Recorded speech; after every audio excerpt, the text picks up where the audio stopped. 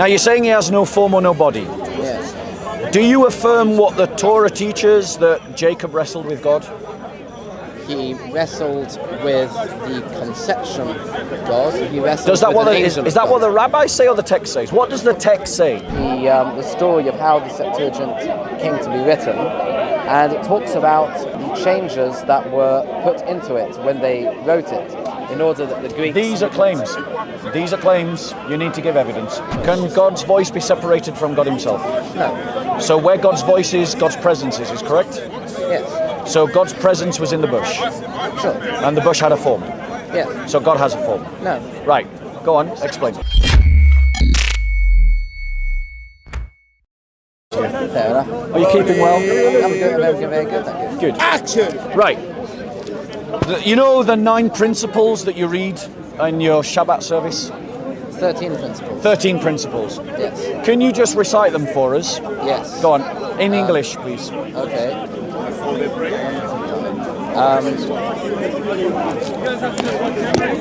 God exists. Is Yep. the first one. Yeah.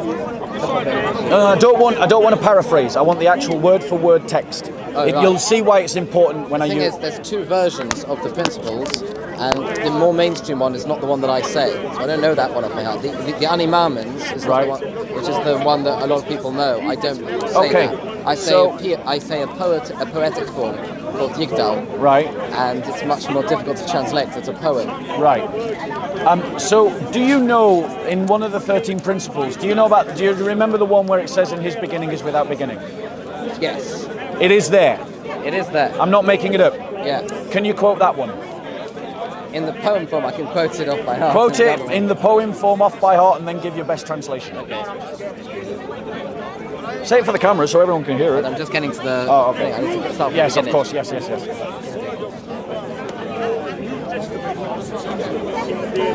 Admon l'chol davar asher nivro, Rishon ve'einu reishis l'reishiso.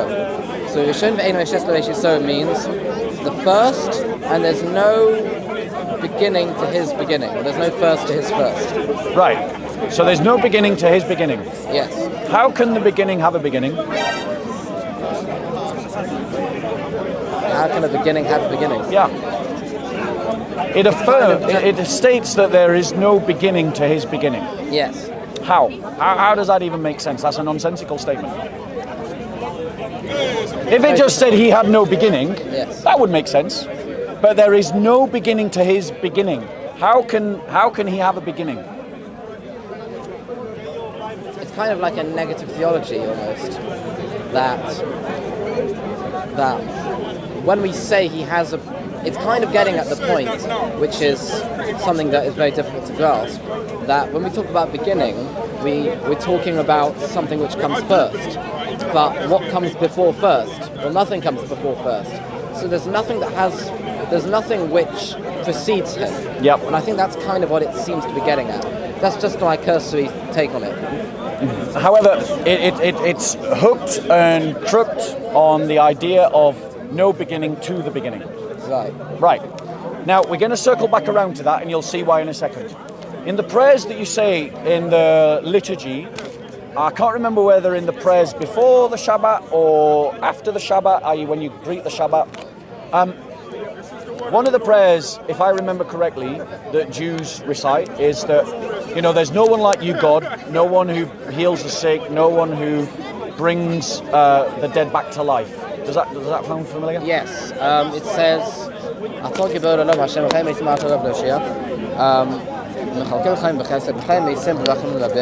so that means he revives the dead with great mercy. He supports the fallen. Yep. And he heals the sick. Yep. And he unties those who are bound. Yep. It's okay. Hold on. Lost my chance. No, you're doing well. Doing well. And he establishes his faithfulness to those who are sleeping in the dust. Right. Are you aware? So am I right in understanding that the actions of healing the sick and bringing back the dead are divine actions. They're God's actions. They are actions that God does. Right. You know Christians believe that this is what Jesus does, right? Of course. Right. So what we have, now I'm going to circle back to your affirmations, your 13 affirmations. Right? Is your 13 affirmations have this illusion that struck me as quite Trinitarian. Really? Yeah, that his beginning has no beginning. Because as Christians in Trinitarian formula, we say that the Son is begotten of the Father outside of all time. So we say that the Father is the cause of the Son, but not in time, out of time. And your 13 affirmations say about God that God's beginning has no beginning. I hear what you're saying. It doesn't quite work out because the previous part says Echad ve'ein yochid ki yichudo. There's one and there's no singularity to his singularity. Except that we Christians believe God is one. Yes, but not the second part of that. Which is? There is singularity to... He's not totally singular, basically. No, that we believe that the essence... There's a plurality. No, hold on 1 second. I can affirm that as a Christian. Right. As a Christian, I can say that the essence of God... How did you phrase it in Jewish? In the Jewish principle? His singularity... He's one, there's no singularity to his singularity. There's no singularity... Well, hold on, that's an affirmation that works in my favour. If you're saying that there is no the one... I want to hear it again. I just want to make sure I heard it properly. Say it again, please. Echad, he is one. Ve'ein yochid, there's no one or there's no singularity. To his singularity. Echad ve'ein yochid ki yichudo, like his singularity. So, I can affirm that as a Christian. That the essence of God is totally and utterly, completely unique. So, I see what you're saying, because it's a hypostasis and there's nothing else which is a hypostasis. No. There's an anousia and there's nothing like the ousia. What's an ousia? The essence. Because Christians affirm that the essence of God is one, and that it is indivisible, undivided, that it isn't a shared property in the sense it comes in parts. We believe that the Father, Son, and Holy Spirit possess it completely, so it is a singularity. So, but my point I wouldn't. My point is, in your other principle, it says that his beginning is without beginning. Yeah. Right. But God, we Christians can affirm that statement. We can say that the Son is caused by the Father outside of time. So quite literally, we affirm that his beginning is without beginning. All right. Good for you. But there's nothing in Jewish theology to affirm that statement. There is. How old is that statement? The poem is maybe 800 years old. But would you say that the theology goes back to Moses? Yeah. Right. So I'm offering to you evidence that Moses believed in the Trinity, using theology that you said goes back to Moses, from a statement that Jews make every Shabbat. It's either I say every day. Okay, you say every day. Fine. My apologies. Maybe every Jew says it every day. Some do. Some do. Okay, so you say every day a theological statement that agrees more with Christianity's vision of God than it does with a Jewish vision, than your vision of God. No, I wouldn't say that. So how does God have a beginning? No, his beginning does not have a beginning. How does he have a beginning? That's the point. The point of the poem. His beginning doesn't have a beginning. Yes. So it affirms that he has a beginning, and then it says it doesn't have a beginning. The point of that is it's poetic, right? It's saying that you think of God being the first. Yeah. But there is no beginning to that being a first. Right. First of what? That's the problem. That's the problem. That's the exact problem with human conception of God. So let's state the entire statement again and see whose theology, mine or yours, fits more neatly into your statement. Because I believe in the Trinity, in which the Son is eternally begotten of the Father outside of all time. So he is caused by the Father, his existence is caused by the Father, but it doesn't have a beginning because It's outside of time. It is an eternal begottenness. It is an eternal generation of the Son. So what's the statement again? Ein Rashis L'Rashis So. There's no beginning or firstness, or there's a few ways. Yep. Right? There's no beginning. L'Rashis So to his beginningness or firstness or beginning. So there is no beginning to his beginning. Now, my theology about the Son lines up with that statement completely. Fair enough. Your theology about the God of the Old Testament means that you have to interpret your own statement metaphorically. Well, because it's a poem.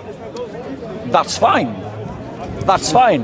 It is a poem. And I'm saying it's a poem that fits neatly with Christology, with our Christology. That line maybe. There's another line that might not. Ein lo d'mechaguf, ein lo guf. Which is? He has no image nor form. He has no body. Yep. We can't measure anything against his holiness. Now you're saying he has no form or no body. Yes. Do you affirm what the Torah teaches, that Jacob wrestled with God? He wrestled with the conception of God. He wrestled Does that with what an the, angel is of that God. what the rabbis say or the text says? What does the text say? The text says that he wrestled with God. Correct. Wait 1 second. Who am I supposed? Right, I know what you're going to say. Yeah. Right, but obviously as a Christian, I'm going to believe in the Torah over the rabbis. The rabbis are interpreting the plain text, but the text says Jacob wrestled with God. We've had this discussion before. Yes. Which is that your interpretations on all of the Tanakh Yes. are based on church theology, Yes. church tradition. Yes. And my interpretation of Tanakh is based on rabbinic interpretation. Yes. Great. So I'm glad we've that's- established that mine's earlier than yours. No, the rabbis definitely. I mean, Rabban Gamliel, for example, is even mentioned in your Yes. in your books. Yes. Rabban Gamliel was not the first generation of the rabbis. Yeah. The rabbis had already been going for quite a long time before he came on the scene. When was Maimonides born? Maimonides comes later, fine. How But far? there's How far later? A lot later. And is he not the rabbi that all the other rabbis go back to? No. Who's? Go back to way before. Give me before a rabbi before Maimonides. Give me a rabbi higher than Maimonides. Have you heard Anossi? You're saying that Anossi is equal or above? Wait, Way above. that's interesting. The codifier of the Mishnah. Right. So, but not all. Not I know Jews who go just to Maimonides. Like the Maimonides is their guy. Okay.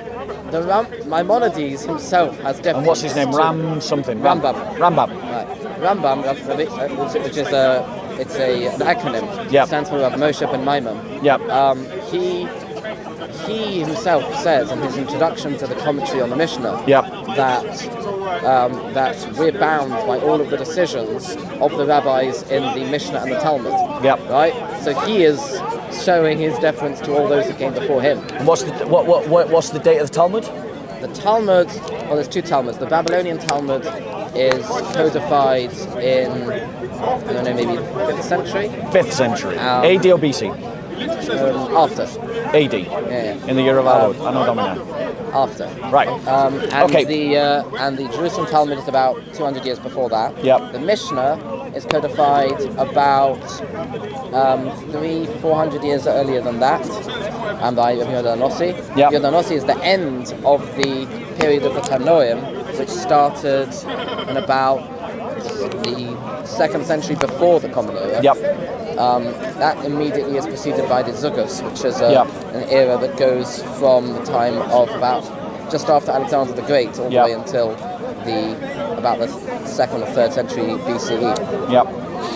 Now, I want to circle back around to the affirmations that you make in the prayers about the attributes of God. Right. No, and actually, sorry, let's stick on the form thing, actually, because that was your counterpoint, wasn't it, the form? So, when Moses went to the burning bush, did that have a form? The bush had a form, yes. Did God speak from the bush? Yes, God spoke from the bush. Can God's voice came from the bush. Can God's voice be separated from God himself? No. So where God's voice is, God's presence is correct? Yes. So God's presence was in the bush, Sure. and the bush had a form. Yeah. So God has a form. No. Right. Go on, explain. God's presence was resting in something Yes. as a form. But God's presence does not have a form. Yes. God does not have a form. Right. Does the does the Torah show that all the times where God takes a form and appears in form, like the story of Exodus, like the story of Jacob, like the stories where the word of God leads Abraham outside the tent, which obviously implies that there's a person-to-person relationship. Is there anything in the Torah that would justify your interpretation that these are not the forms of God? Let me think. I think if there's anything that theologically clear in the written Torah.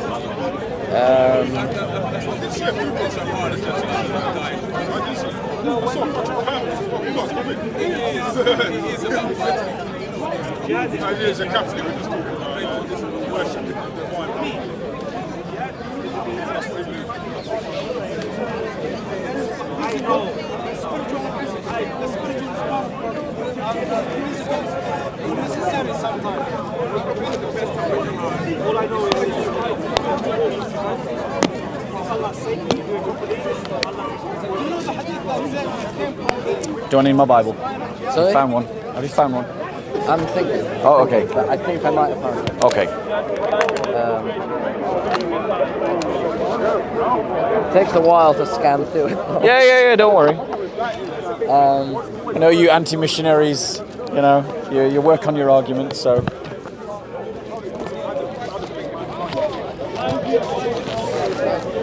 I do, by the way, think that this is a side argument.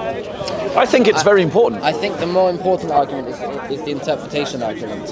So it's the tradition argument. I think that's much more important. And on another time we can you do and that. me. But for now, what I am identifying, I guess what I'm trying to evidence to you, right, is another example of how Christian theology is Jewish, that it fits within Judaism, that it is Mosaic, and that even within your own literature, if the Gospels were true, you have to affirm that Jesus Christ was God. I mean, while you're looking for a verse, if I may ask you one more question. Based on the prayer that you say when you affirm, you know, that God rises people from the dead, that he heals people. Yes. If the Gospels were true, that Jesus Christ raises people from the dead, that he heals the sick, and so on and so forth, i.e. matching up the actions of the prayer that you're talking about, Right. does it not logically follow that he would be God? No. On what grounds? How can you say God does these actions, but if Jesus does these actions, Jesus is not God?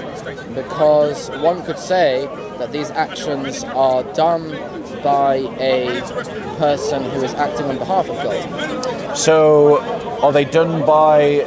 But the Gospel says Jesus I- Christ raises from the dead, not that God through Jesus Christ raises Right, of from course, the we're dead. acting from the assumption that the Gospels are true. Yes, obviously. Obviously, if the Gospels were true, then Christianity would be true. But no, what I'm asking, if I am Messiah. would Are you there? does it? I am Messiah. No, don't. You are waiting for Messiah. You're feeding his I'm energy. here. You're feeding this his energy. is the sign of Messiah. You're feeding his energy. Messiah will have a I like line his on his energy. He's forehead. hilarious. I am Messiah. Just if you just leave him. I like his energy. I think it's hilarious. So my point to you is that if Jesus Christ is, I would argue to you that Jesus Christ is doing the things that only God can do. In other words, what I'm trying to say to you is that what Christians believe actually fits what you believe. That's the argument I'm making. No. Yes, you affirm in your text. Your text, or let me put it this way, we have a better interpretation of your beliefs than you do. Because the Torah states that God has a form, and I'm still waiting for you to show me something that disproves that. The problem is, I have a verse in my head. I can't remember where it is. Why don't you? Oh yeah, you can't Google it, can you? Yeah. You need a smartphone, man. Do you know the words of the verse? Let me see if I can I know help the you. words in Hebrew. Can you give me a rough translation? And maybe I can type it in the Hebrew. You can, In the sense of marriage, this is not even in the context of marriage. if you get the Hebrew keyboard up on settings, then, Tell me what the verse is in English. it's difficult to translate. I need Give your to, best. Say in Hebrew. Give me a. I have no likeness. Anochi lo nidmesi. In the Hebrew, Anochi lo nidmesi. I can't think of how that. Yeah, hundreds of years. When there was a cultural trend that Mary was the mediator. I shall not make unto thee any graven Yeah, image. that's not it. That's not it. It may not be, but it was Aniconism in Judaism. I don't know what that is. Neither do I. Sounds like anarchy. Exodus 24, No, that's you not shall it. not make No. Second commandment, you shall have no other gods before me. That's the expert. Graven images. Parshut Torah comment, how can one behold the likeness of God? Ooh, that sounds promising. It might. And it's got Judeo, you know. Yeah, How can one behold the likeness of I use God? this website all the time. Could someone explain to me the meaning of the words, he beholds the likeness of Hashem from Bamidbar? That means numbers. That's the book of Numbers. Right, well, let's pull that up.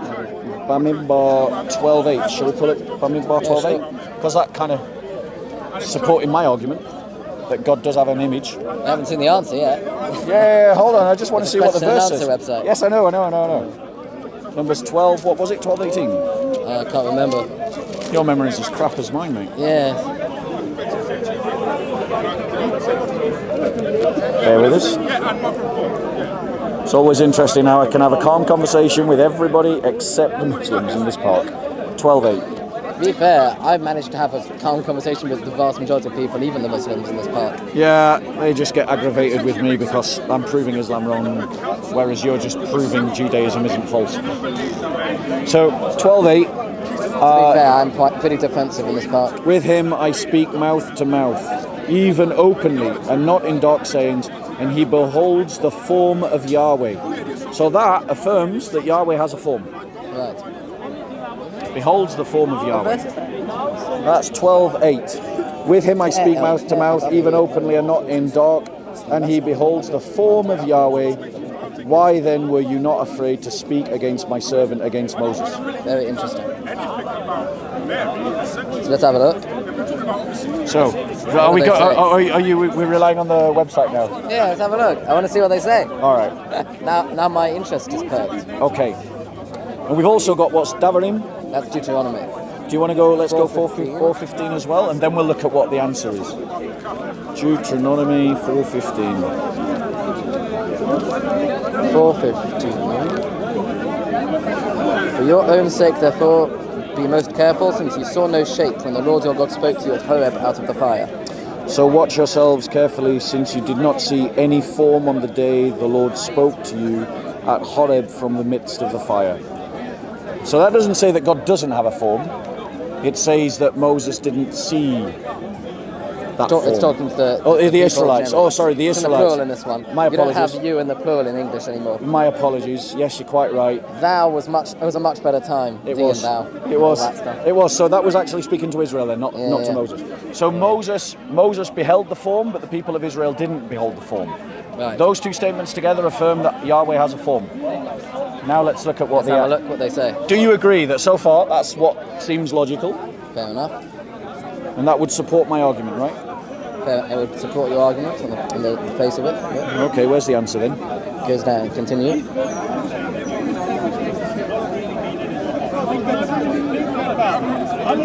With him I speak mouth to mouth, plainly and not in riddles, and he beholds the likeness of the Lord. How then did you not shrink from speaking against my... So Rashi says, the similitude of the Lord did he behold. This refers to beholding the after effects of God's providence, just as it is stated in Exodus 33:22 and Exodus 33:23. So let's pull that up. The after effects of his providence. Exodus 33. Isn't that where God reveals himself on the mountain and he says, you will not see my face, but you will see my back parts? I can't remember. 33.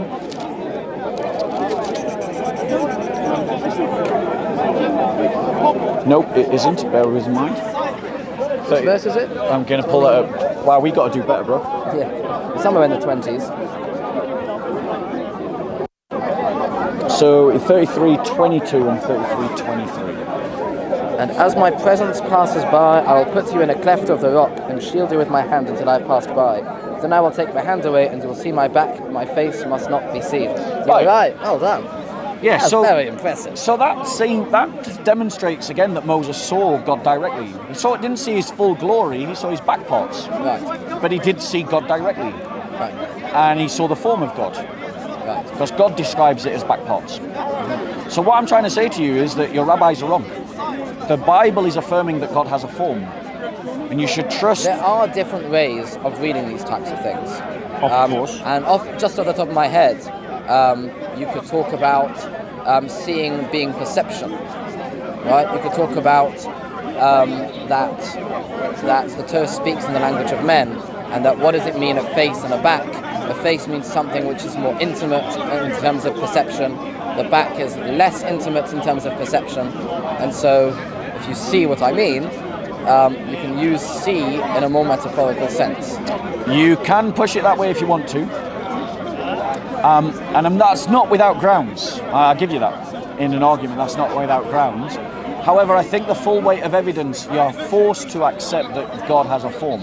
Because again and again and again, there are verses in Scripture that affirm this. Like all the ones we've looked at so far. Right. The fact that Abraham, the Word of God, led Abraham out of the tent. That doesn't mean there's a form at all. The other verses, you've got something there. Yeah. That one you don't. Well, we'll stick with the ones that you think I've got something with then. Right. So we've got Jacob wrestling with God. We've got Moses seeing the form of God, even though the people don't see the form of God. And we Christians believe that Christ, who is the exact image of God, he says, "He who has seen me has seen the Father." That he is the very icon of God.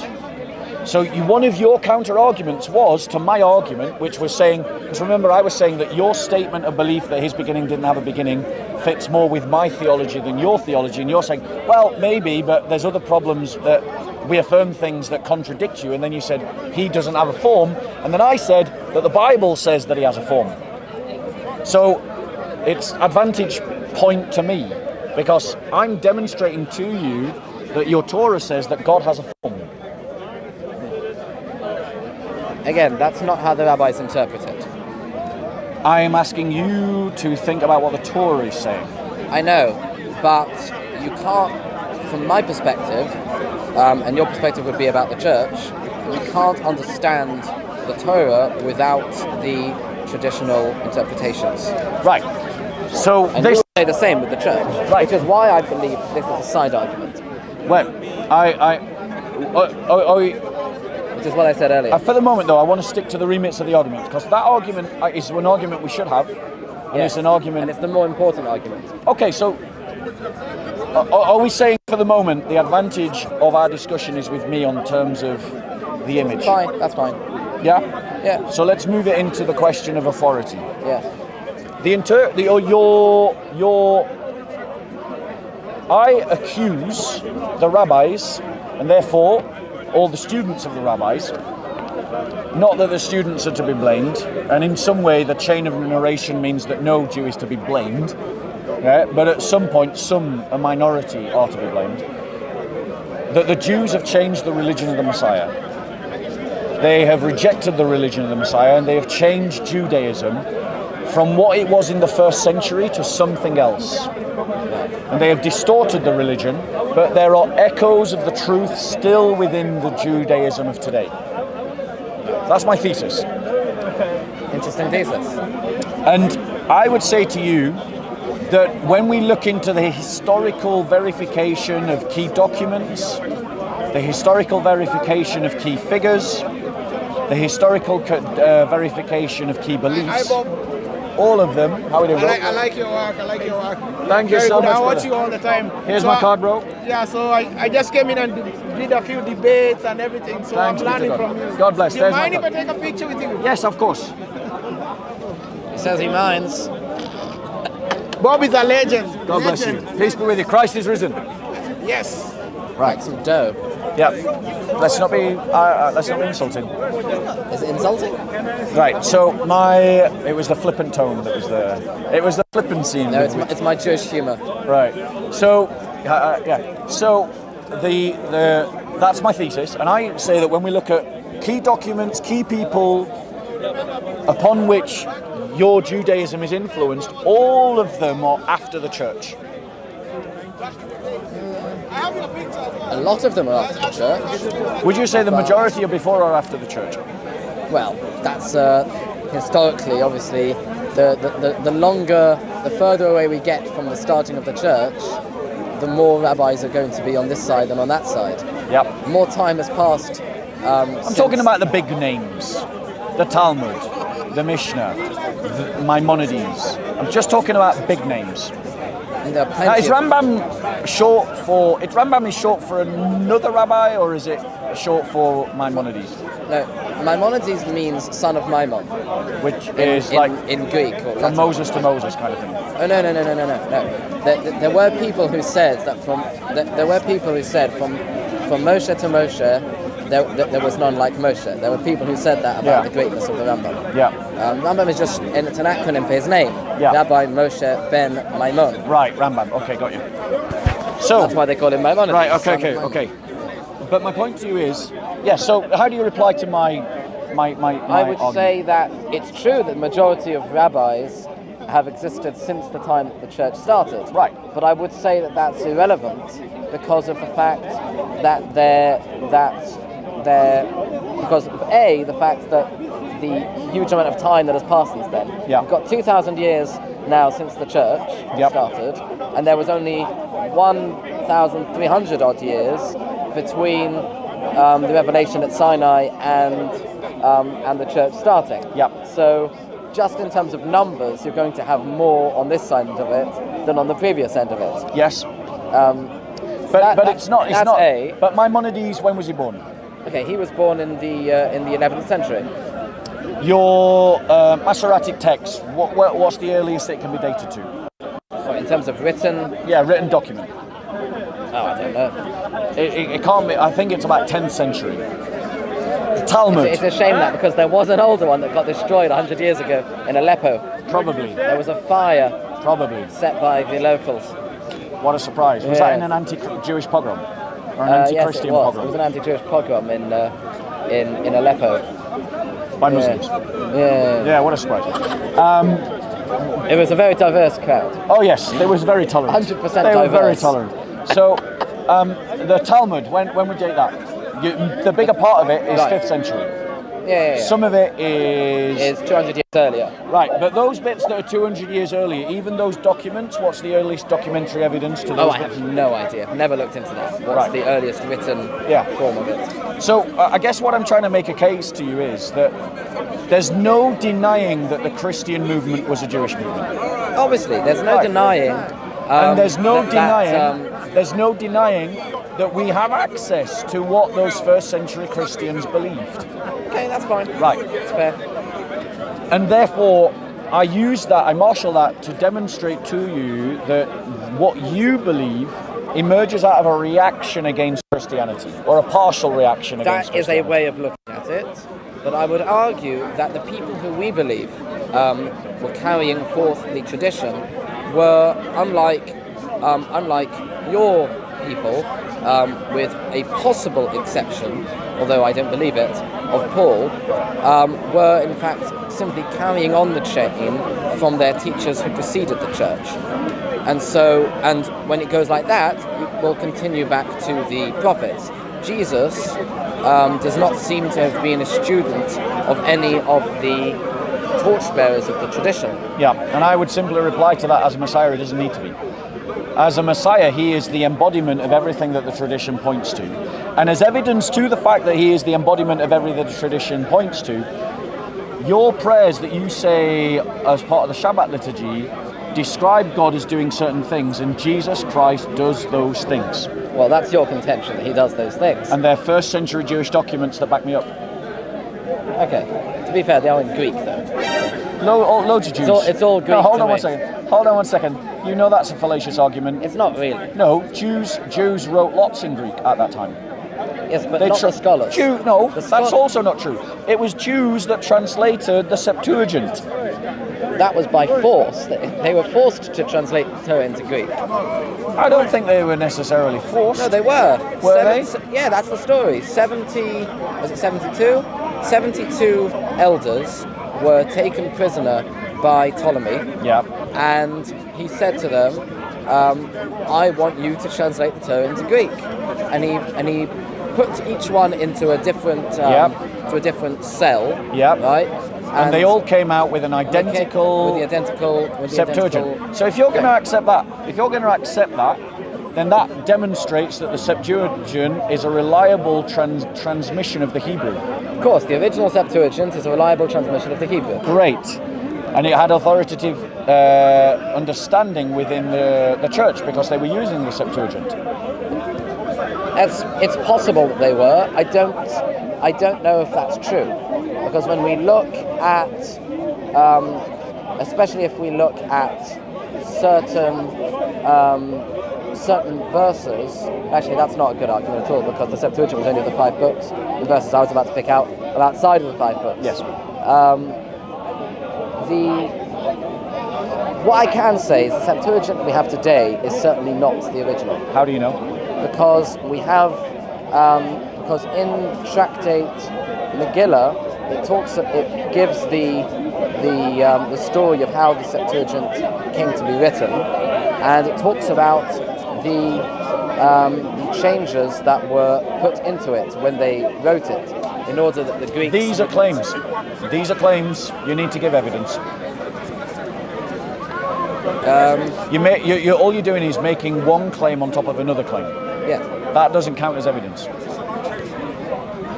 Your first claim was that the Septuagint today is not the same as the Septuagint of the first translation. Yes. But the point is, just repeating someone who repeats your claim isn't an evidence to the original claim. No, that's. I literally just had this argument with a Muslim who literally just quoted a website that repeated his claim. No, I'm not saying the Talmud says, "Oh, this Septuagint has been changed." That's not what I'm saying. I'm saying when the original 72 elders, right? So this is the story that we have that brings us the earliest source that we have that talks about the 72 elders is this Brisa, which is a Tanaic saying that was passed down and was then written down in the Talmud.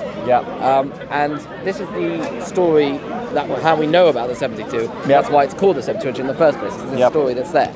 So in this story, it gives a list of things that the scholars who wrote their translation changed when they translated it, because they didn't want the Greeks to get a wrong understanding of the text. So one of the actually there is a good example of this. One of the examples of this is very famously in Genesis 1:26, right, where the verb is in the plural, but the Jewish understanding was not that this means there's multiple gods, and so what the scribes all did was they all translated it as if it was in the singular. Hello. But that would be an accurate translation. Yes. So they all translate it into the Greek as saying "I will make" instead of "we will make" or "let us make." Right. The Septuagint that exists today has it written in the plural. Now let me ask you this question: singular. The story that you're quoting, that tells you that. When is that dated to? I don't know. That'd be something to find out. Because I have a suspicion that story comes much later than when the actual work was done. And I think this is what I mean, that the rabbis or certain rabbis have molded the Judaism that you follow to try and turn you away from the evidence that actually points towards Christ. And why would people who are God-fearing and are hoping and praying for the Messiah want, if they come across somebody who claims who in fact is the Messiah, why would they say, "Oh, don't follow him"? If they actually believe he's the Messiah, why would anyone do that? No. It's not because they believe that he's the Messiah that they're trying to distort people away from the Messiah. It's because they don't believe that he's the Messiah that he's trying. No, hold on one second. But they are distorting the evidence because the evidence was and still has echoes that is in our favor, like the two examples that I've given you. You have echoes of the truth that Judaism pointed towards Jesus in your own religion. Those things that you spoke about form and about beginning, these are theological issues. They're not they're not issues about who are we looking for in a Messiah. Yeah, and in terms of, they do actually. No, because hold on one second. When you believe that the Messiah comes, Yes. right, he's going to be essentially God's representative on earth, right? Yes. He's going to be the king of the Jewish people. Right. He's going to preside over the ingathering of the exiles, there's Yep. going to be world peace, and all these things. Right. And you've heard it a million times, I'm sure. Yes. Right? Right. So he's literally working from God's authority, isn't he? Yeah. So he's sharing God's authority, isn't he? No. Are you sure? 100%. If someone Not speaks, sharing. yes, he's sharing. No. Yes, he is.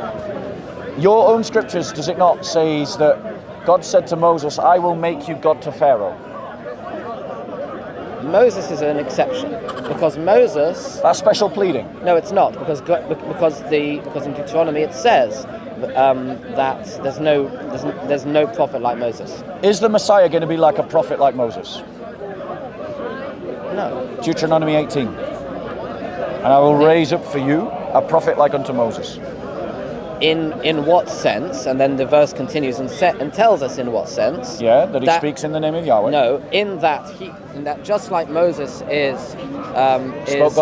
spoke to God face to face. Let me get the thing up. Just like Moses is the face to face thing is later. Is the other part in Deuteronomy where it says that there's not going to be, right. So okay, let me get the two verses up and I'll explain to you the point I'm making. Hold on. Okay, I've got one up. Let's get the other one up as well. Okay. In Deuteronomy 18, yeah, it says, yeah. The Lord your God will raise up for your prophet from among your own people, like myself, him you shall heed. So not Muhammad then. Exactly. Right? So just like Moses is a prophet from among your own people, so too future prophet. Which prophet is that? Among your own people. Which prophet is that for you? Well, we say this is prophets generally, just like the previous chapter is kings generally. No, it's speaking. So in the first century, we have evidence in the Gospels that the Jews talk about that prophet when they speak to John the Baptist, demonstrating that in the first century, the Jews of the first century were expecting that prophet still to come. They understood it in a particular way. I wouldn't say that at all. I would say, Godfrey. I would say that that's coming from the assumption that you believe what the Gospels say are true.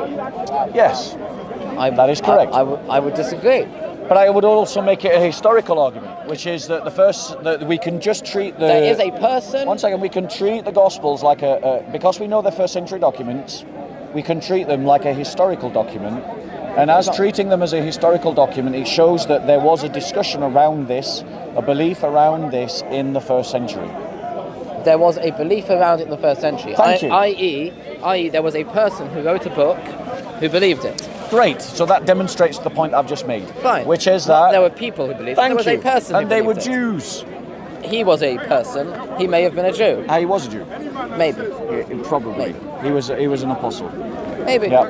Apostate, maybe. He was an apostle, yes. So my point to you is that we have evidence in the first century that people understood this question, this belief, and people believed that Deuteronomy 18:18 should be believed in the singular sense. If you look at Deuteronomy 17, sense. if you look at Deuteronomy 17, verse number 15. Right, let's go there. You shall surely set a king over you whom the Lord God chooses, one from among your countrymen. You shall set a king over yourselves. You may not put a foreigner over yourselves who is not your countryman. Yeah. Yep. So this is in the singular, yet we know they did this multiple times. Yes. This is not just a rule about one king. But each time they did it, was it singular? Yes, each time. Okay. And so the same by prophets. Yeah. Right? Each time there was a prophet that came after Moses. Yes. Right? So whether it was Joshua, yes, or Samuel, yes, or David, or Solomon, yes, or Nathan, or whoever, yes, right? They're all people who are they're all like Moses in the ways that it demonstrates here. And I'm saying to you again that we have first century evidence that there were Jews that interpreted this as being about a specific person. And I am saying to you, again, my thesis is that the rabbis that you follow, the tradition that you follow, distorts the original Judaism of the first century that pointed towards Jesus Christ. The And historical your evidence that you have- reinterpretation of Deuteronomy 18. As a proof to that fact, which rabbi says what you've said? Rashi says it. A number of people say it. Rashi? When was He's one he? of them. When was he? The 11th century. AD or BC? After. AD. Yes. So that's my point. You're using I know Rashi. You're using Rashi's 11th century AD to reinterpret something when I can demonstrate that you've got a first century understanding that Deuteronomy 18:18 is about a specific individual. Now, why do you think, given that was Rashi in the Christian world? Yes, he was. He was in northern France. Do you think Christians were using Deuteronomy 18:18 in the way that I am? Probably. It was So in their do you think Gospels. that they may have been reasons why Rashi wanted to move away from that way of understanding the text? You could frame it like that. I am framing it like that. I am literally saying that is what is happening. I know that's how you feel. Because what I'm trying to do is I'm trying to give you good I know reasons. what you're trying to do. I'm trying to give you good reasons to see that possibly the understanding of Judaism that you have might not be full or correct. In which case, if you want to make that claim, which you are, I am. obviously, And I am presenting evidence. right, you would have to then go and tell me what was it about Jesus that the rabbis missed? Why is it that when they were looking for a Messiah and this guy came along Yeah. and they didn't think he was the Messiah, why didn't they think that?